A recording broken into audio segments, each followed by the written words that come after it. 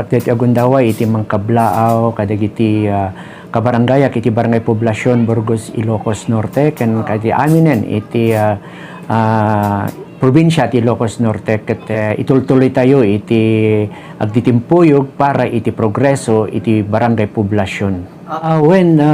Joey, parang itong taon na to is year of Barangay Poblacion kasi itong taon na to dami kami na-receive na certificate or plaque of recognitions na galing sa iba't ibang agency. So ang pinakamagandang award na natanggap namin to itong national award na Outstanding Volunteer na LGU category.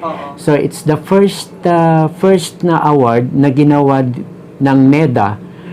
Kung naalala mo na pumunta dito mismo mga NEDA na connected for the search for outstanding volunteers. At isa kami sa mga in-endorse ng provincial government, ang office ni Ma'am Baby Sacro, tsaka syempre ang ating butihing governor, Sir Matthew Manotoc. At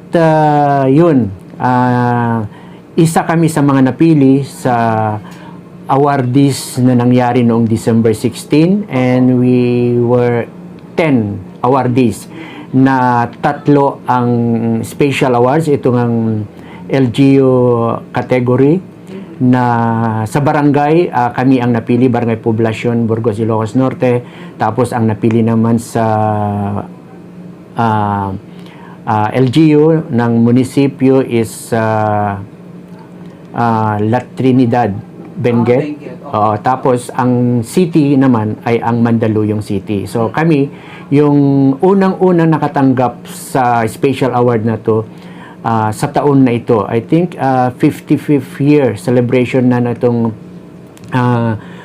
volunteers na kinokondak ng NEDA. So, yun, ito ang pinakamalaking karangalan na natanggap namin dahil nga nakarating kami sa national and ang present namin noon, it's about the solid waste management, waste diversion, kung paano namin kino-convince yung mga kabarangay, mga tao to join us in the para manatili ang kalinisan sa ating kapaligiran at yun nakita nila kung gaano kapursigidin ang aming mga kabarangay sa pagtulong sa amin dito sa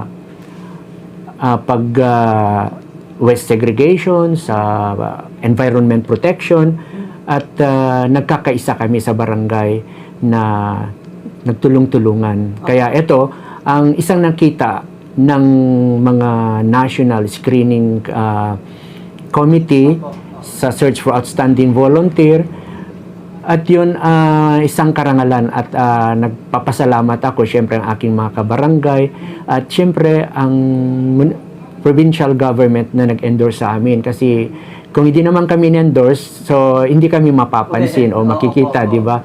So, agyam-yaman ako na iti panaki-endorse mo ni dati kasi I hope that nakaitid kami iti inspirasyon nga dagiti padami nga barangay ti enterong probinsya ti Ilocos Norte ket kunangarod idi dagiti taga Manila dagiti organizer of this search ket nakapagbigay daw kami ng inspirasyon. So alam naman natin na buong Pilipinas ang mga barangay ay napakalaking role na ginagawa.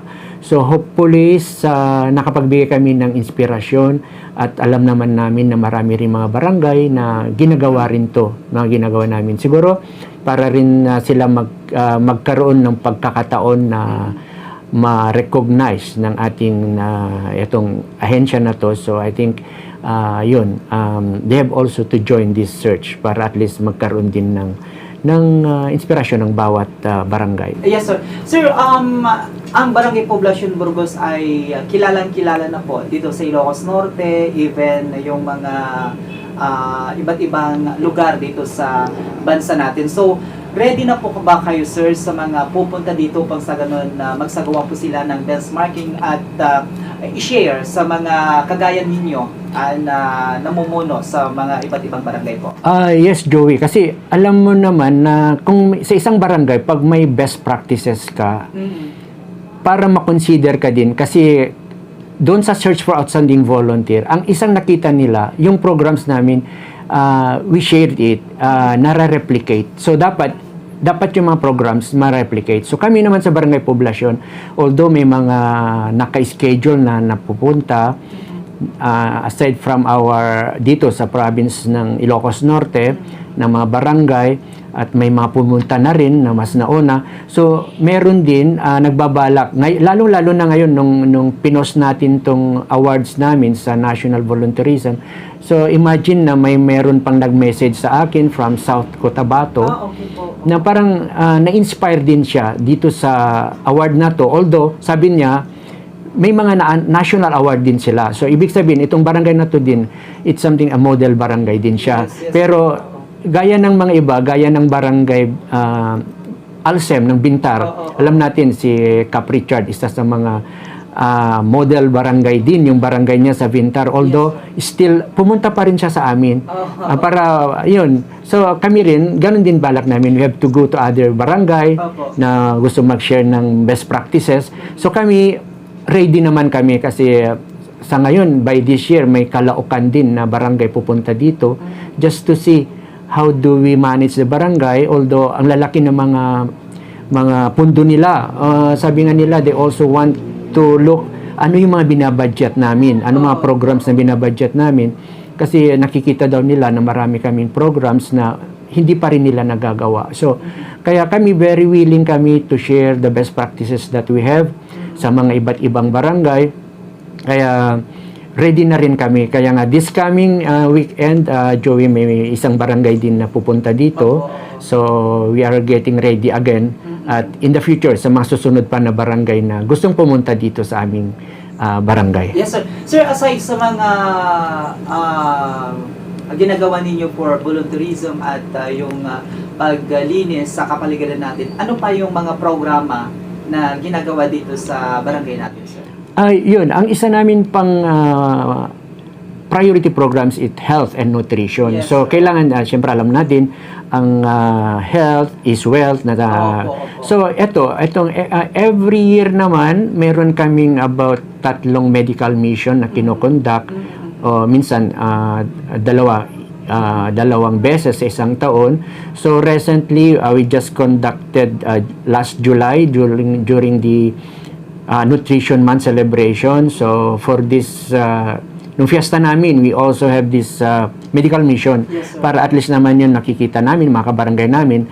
At and may mga tumutulong din mga private doctors na nagse-serve din, mga partners natin. At saka kasi ngayon. And then, we have also this, itong livelihood programs. Siyempre, kailangan din natin ng ating mga kabarangay na gustong mag-negosyo ng kahit kakaunti, mga vendors natin. So, we also providing a little capital sa kanila. Kunting tulong, yung programa na Barangay Puhunan, Tulong Pangkabuhayan. So, yun din nakikita natin.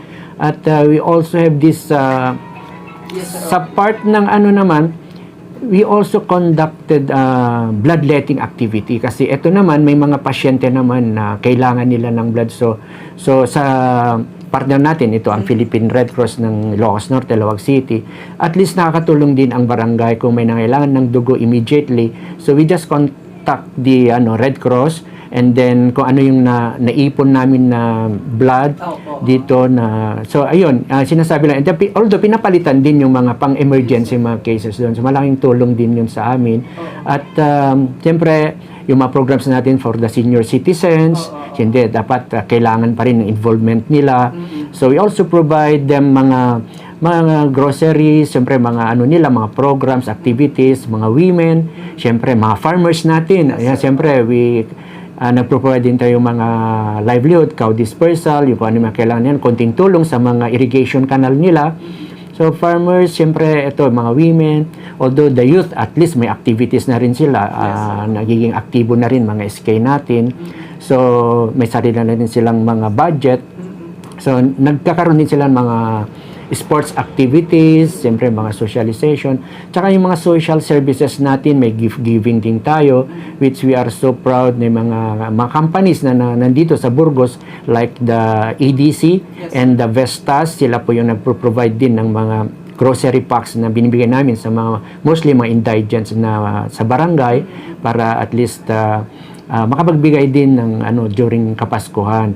At syempre during the celebration na dapat lang naman maging masaya mga kabarangay natin. So at least naman yun, in that way we could give them parang share natin whatever blessings that the barangay has, para at least naman kung may mga program sa barangay projects, andun sila sumusuporta sa mga programa. Kasi alam naman natin, ang gobyerno dapat talaga lumapit sa mga tao. And then, syempre, kung ano man yung mga pundo na nasa barangay, dapat din na madama, ma-share din natin sa mga ating mga kakabarangay. Saka, syempre, mga infrastructure projects natin ngayon, ongoing yung Amianan Plaza natin, and hopefully tapos na rin yung ground floor, pa second floor na tayo. So that would be an additional income para siyempre mga magre-rent. So at least makakatulong din yung income na manggagaling sa mga infrastructure like mga buildings na nating pinapatayo for rent.